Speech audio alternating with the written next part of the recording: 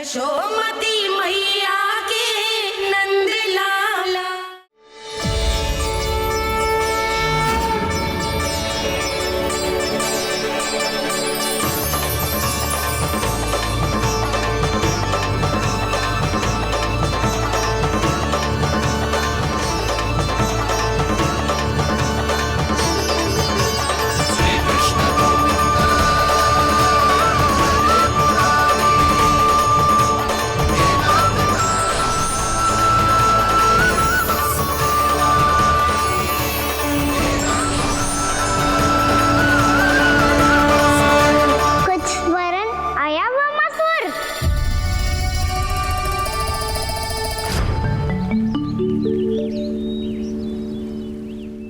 बहुत समय पहले की बात है, बहुत बड़े भूमाकर राज करते थे तुम्हें महान राजा भीमम के नाम से जाना जाता था। सब कुछ था तुम्हारे पास, पर शांति नहीं थी। इसीलिए शांति की खोज में अपना संपूर्ण राज अपने पुत्रों को सौंप कर हिमालय पर्वत की ओर चल दिए।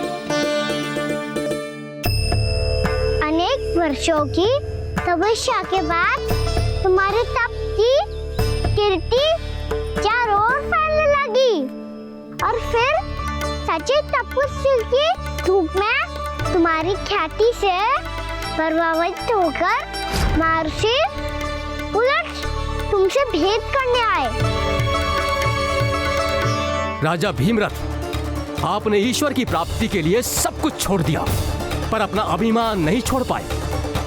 इसीलिए मेरे आगमन पर सम्मान के साथ खड़ा होना तो दूर, मेरा अभिवादन भी नहीं किया।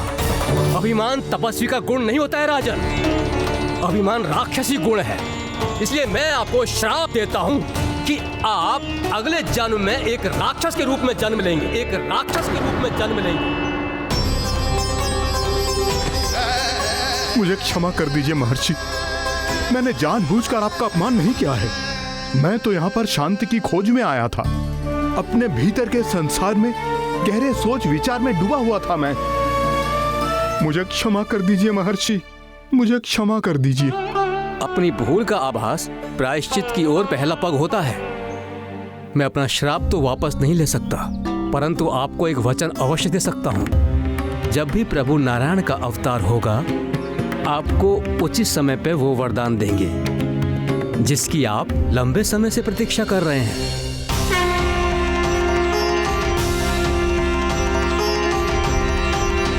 प्रभु, आपने मेरी आंखें खोल दी। अब मुझे पता चल गया है कि आप कौन हैं और मैं कौन हूँ। इसलिए आप मुझ पर कृपा करके अपने चरणों में स्थान दे दीजिए। मुझे वो शांति प्रदान कीजिए जिसकी खोज में मैं वर्षों से भटक रहा हूँ। शांति तो मोक्ष में ही है, इसीलिए मैं तुम्हें मोक्ष का वरदान देता हूँ।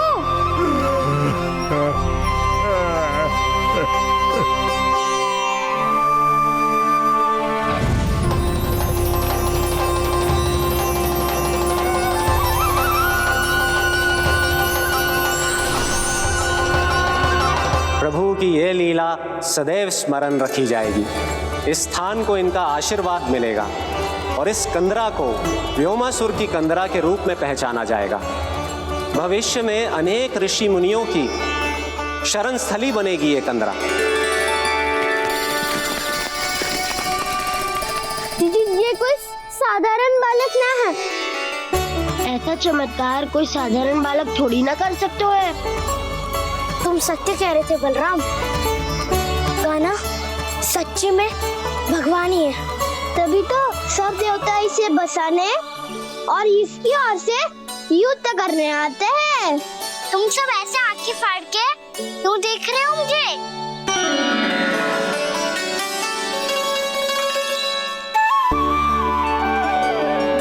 बलराम, तुम बलवान हो और कान्हा भगवान है।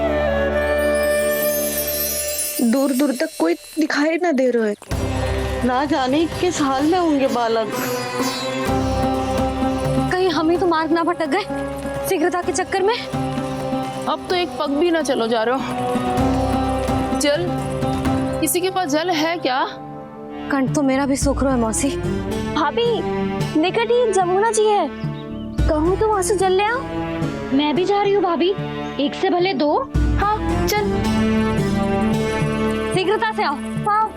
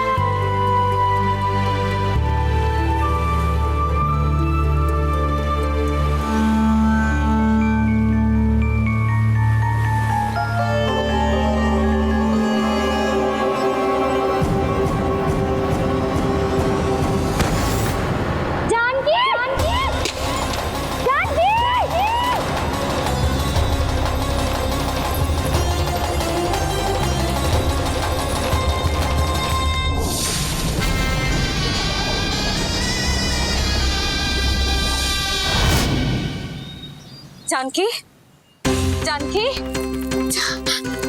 क्या होगा इसे? देखो ना जी, अब छलिया की सूचना मिलते ही हम सब बालकों को ढूंढने चली गई और ढूंढते ढूंढते सबको बहुत प्यास लगी आई जी। तो जानकी जमुना जी की नदी से जल लेने गई और उसने जमुना जी का पानी पिया और उसकी जेदशा हो गई। बालक कहाँ है? वो ठीक तो है ना? ऊपर से सब ठीक है, पर भीतर से बहुत भयभीत है सब। जानकी तो बिल्कुल नीली पड़ गई है, लग तो है विष फैल गया है इसका पूरे तन में। मथुरा के सर्वश्रेष्ठ विदेह जी को बुलाए गए हैं उसके उपचार के लिए। जैसे ही इसने जल को मुंह से लगाया, जे गिर पड़ी, चटपटाने का अवसर भी ना मिलो। हाँ वैद्य जी, और निकटी मृत पशु भी पड़े हुए थे। हाँ, मैंने भी अस्थियां देखी थी। इसका तो यही अर्थ हो सकता है कि समस्या वहाँ के जल में ही हो। वैद्य जी, आप रोगी की नाड़ी पे ध्यान दो ना। जे गोपिया क्या कह रही है उसे सुनने की आवश्यकता ना है। जब तक विष के कारण का पता नहीं चल जाता, हम उपचार कैसे कर सकते हैं रानी जी? जी, वो निकट ही यमुना जी में एक विशेष क्षेत्र है, जे सब उसी के जल की बात कर रहे हैं। तब तो ऐसा भी हो सकता है कि किसी विषैले सर्प के काटने का प्रभाव हो। पर सर्प के काटने का चिन्ह ना है उसके तन पे। सर्प जब काटता है तब उसके दांत के चिन्ह बन जाते हैं। मुझे पता है, बड़े बड़े सर्प को काटते हुए देखो है मैंने। एक दिन अब बात कर उज्जवल, ये बड़ी बड़ी हाँकने का समय ना है। पर यदि सर्प ने ना काटा है, फिर जानकी की ये दशा किसने की? अवश्य किसी राक्षस ने की होगी। ना, कोई विषैला पशु भी तो हो सकता है। यह अवश्य किसी महाविषैले सर्प के विष से हुआ है। सर्प ने भले ना काटा हो, लेकिन यह अवश्य ही किसी महाविषैले सर्प के विष के कारण हुआ है। कालिया नाग। कालिया नाग?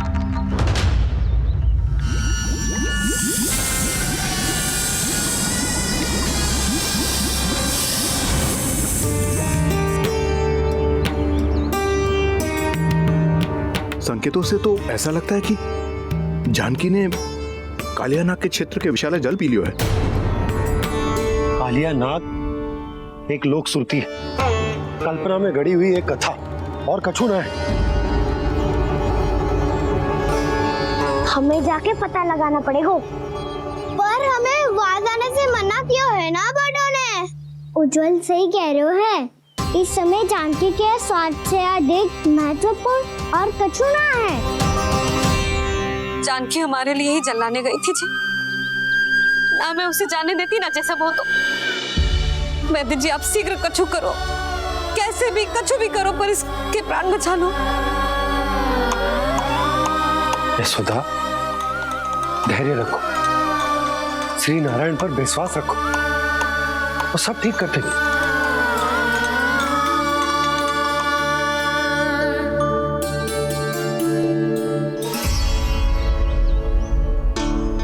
विष की काट की मेरे पास जितनी जड़ी बूटी थी मैंने सब अर्क बना के पिला दी, पर इसकी दशा में अभी तक कोई सुधार नहीं दिख रहा है। यह अंतिम जड़ी बूटी है, अगर इससे भी चमत्कार नहीं हुआ तो फिर जो नारायण की इच्छा।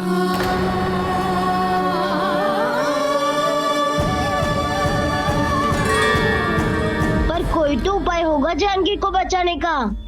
कान्हा, यदि तुझे किसी औषधि के बारे में पता है हमें बता दे, हम जाके ले आएंगे।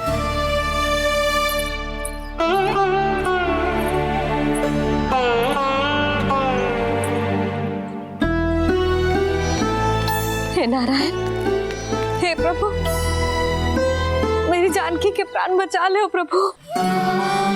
मैं तो अपने आप को कभी क्षमा न कर पाऊंगी। ये सारी मेरे ही कारण बनाई थी। उसकी रक्षा करो प्रभु, मेरी पुकार सुनो। कान्हा, तूने हमें बकासुर से बचाया था ना? और बकासुर से भी तो, और छलनी से भी तो तूने ही बचाया था ना हमें। क्या ऐसा कोई उपाय ना है जानकी को बचाने का?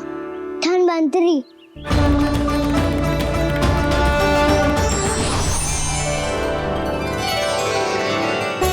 मैं आ गया हूं प्रभु, चिंता मत कीजिए,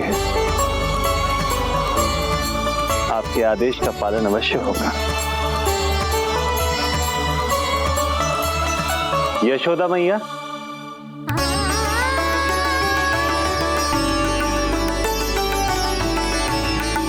मैया आपको कोई पुकार रहा है।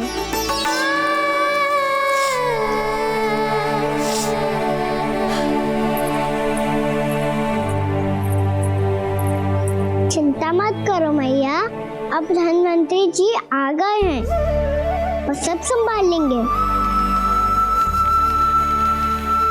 धन्वंतरी जी कौन है? जिन्होंने संसार का आयुर्वेद दिया,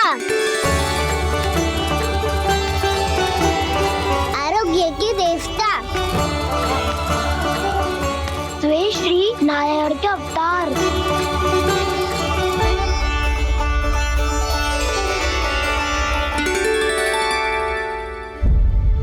मुझे पता चला है कि आपको वेद की आवश्यकता है। हाँ, भीतर आइए।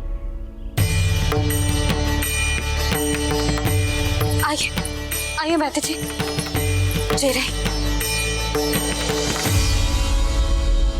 मथुरा का सर्वश्रेष्ठ वैद्य अर्थात मैं यहाँ आ चुका हूँ और रोगी को जितनी औषधि की आवश्यकता थी सब दे चुका हूँ। निश्चित रूप से आपने विष की काट के लिए बहुत ही उत्तम अर्क तैयार किया है, इसीलिए किसी और वैद्य की आवश्यकता नहीं है। किंतु आप अकेले कितना कुछ करेंगे वैद्यराज, मुझे अपना सहायक ही बना लीजिए। पर जो करना था मैं पहले ही कर चुका हूँ। हाँ, वो तो आप कर चुके हैं, बस रोगी के तन से विष निकालना शेष है ना वैद्यराज? हाँ हाँ, बस वही शेष है। इनके रक्त को विष रहित करने में मैं आपकी सहायता करूंगा। पहले ये संजीवनी मानी जाने वाली इन लाल फूलों की बूटी को भी घिसना है ना?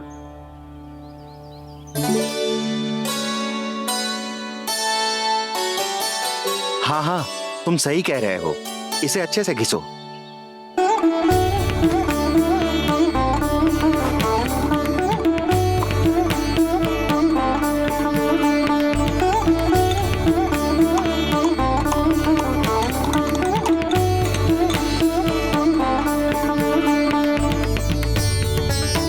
और ये नीले फूलों को भी तो मिलाना है ना?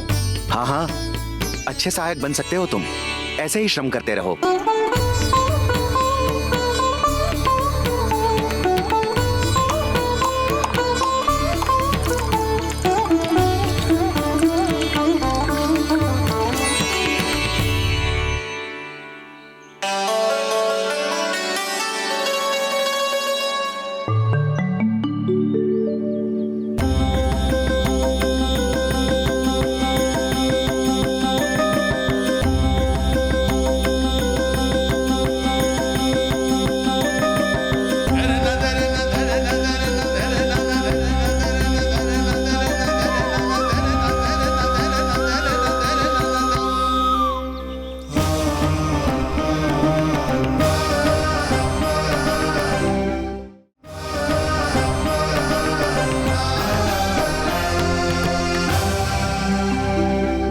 जानकी स्वस्थ हो जाएगी ना धन्वंतरी जी?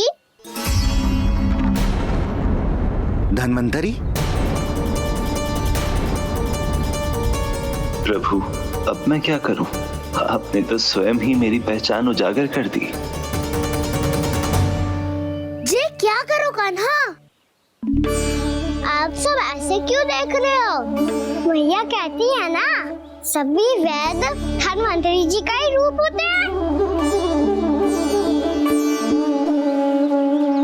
वाह कृष्णा, चतुर तो हो तुम। वैसे वास्तविक धन्वंतरी मैं हूँ। मेरा अर्थ है वास्तविक वैद्य मैं हूँ। ये तो मेरा सहायक है। मुझे पूरा विश्वास है बिल्कुल ठीक हो जाएगी। वैसे ही थोड़े ना मुझे मथुरा का सर्वश्रेष्ठ वैद्य कहते हैं लोग।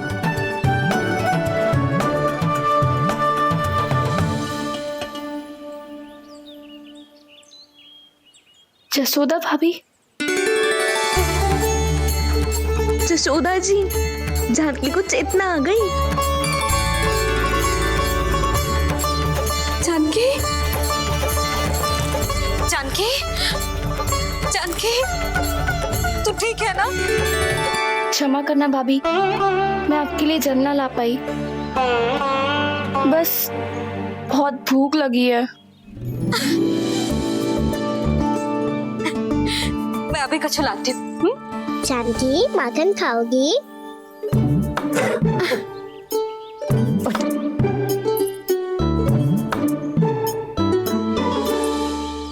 आजा, तू ही खिला दे लल्ला।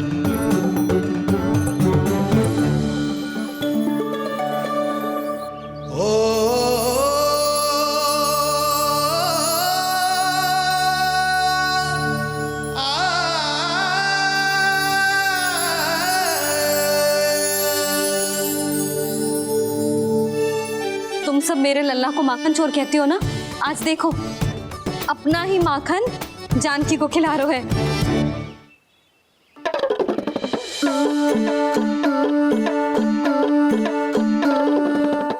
थोड़ा और विश्राम कर लो।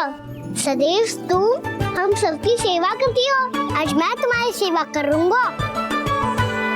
जानकी की जिद तब हुई जब जय यशोदा काकी की सेवा कर रही थी, और अब देखो स्वयं भगवान ही इसकी सेवा कर रहे हैं। जानते हो इससे क्या सिद्ध होता है?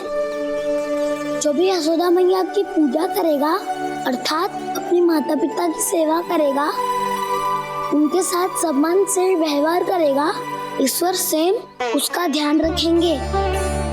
कभी धन्वंतरी के रूप में तो कभी स्वयं कान्हा के रूप में। भक्त और भगवान का देखो कैसा ये अनुराग, स्वयं करे सेवा प्रभु, अद्भुत गोपी का भाग्य। प्रभु इन सब पृथ्वीवासियों से कितना घुल मिल गए हैं। ना तो ये प्रभु को भगवान मानते हैं और ना ही प्रभु अपने आप को इनसे सर्वश्रेष्ठ समझते हैं। अपने आचरण से ये सिद्ध कर रहे हैं कि ये सभी में हैं और सभी इनका ही अंश है।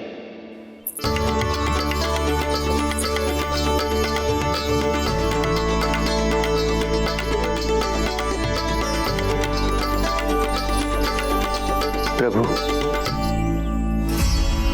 अब मुझे जाने की आज्ञा दीजिए।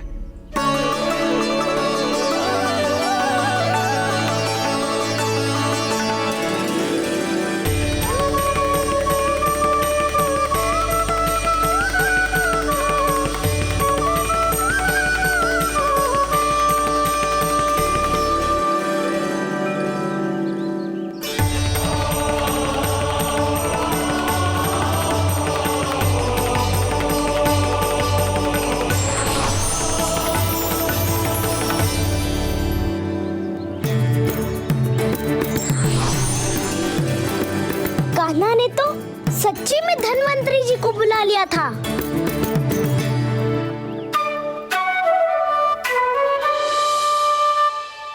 जब से कान्हा का जन्म हुआ है ना, मैं तब से देख रही हूँ, तब से हम पे कोई भी संकट आती है ना, तो अचानक से कोई अपरिचित हमारी सहायता करने आ जाता है और जाते समय कान्हा की आज्ञा लेके जाता है और कभी कभी तो इसे प्रभु बोल के जाता है। बाबा संभालो।